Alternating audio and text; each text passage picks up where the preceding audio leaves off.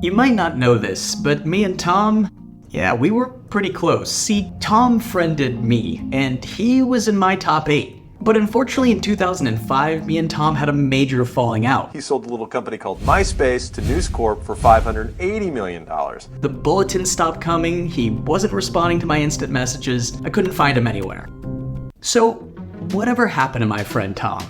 After spending countless hours researching, guess it answers all my questions. Thanks for watching. Be sure to like and subscribe. Wait. Maybe you guys want to know, but do like and subscribe. I'll put you in my top 8. Anyway, after my boy Tom sold MySpace for $580 million, he stayed working for the company for a few years and even made an appearance in the Adam Sandler movie Funny People. Tom started MySpace just to get friends. I know it. Relatable. However, Tom's new boss wasn't too happy with him, saying Tom was responsible for the product, but ended up being a complete bottleneck on getting things done. And in 2009, Tom got the boot from MySpace. You're fired. Although, in hindsight, maybe Tom wasn't the problem. News Corp to sell off the struggling site for $35 million, a staggering discount considering the site was purchased for $580 million just 6 years ago. But after getting the boot, Tom decided he wanted to take up architecture. He bought 7 empty lots with a plan to build one house, move in, and build the next. If the next was better, he'd move in and sell the previous one. In 2011, after finishing the construction of his 3rd house, he decided he wanted to do what many super down-to-earth tech millionaires do and attended Burning Man. At Burning Man, Tom fell in love with photography. Holy crap, wait 1 second. Tom, I once had a photo published in Southwest Airlines Spirit magazine. It's every photographer's dream, man. We should reconnect.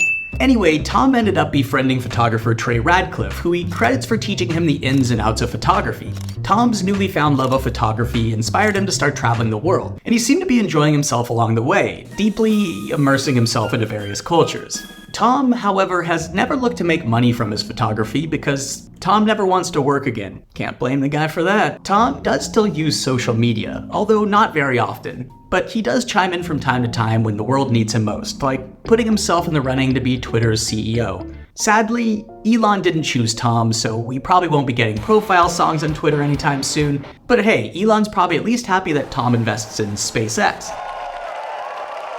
Although Twitter and Facebook are much more influential than MySpace ever was, and their top executives make more in a year than Tom made selling MySpace, when social media heads were testifying in front of Congress about privacy concerns, Tom was being complimented online. When the January 6th Capitol riots happened and the US government was probing social media companies, which led to Donald Trump being banned from various platforms, Tom simply tweeted a meme of Donald Trump needing to now use MySpace. So is Tom jealous of modern social media companies and their executives?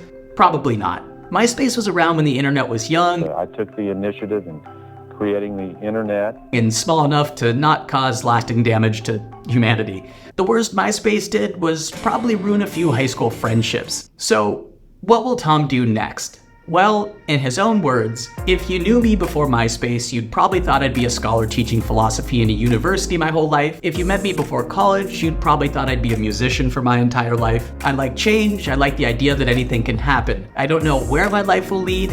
Adventures in the unknown have always been appealing to me. So, all in all, it seems Tom is living the retired dream with no plans to ever get back into the tech world. And I, for one, am glad to see my old friend is enjoying retirement to the fullest. But my God, Tom, would it kill you to reach out every once in a while?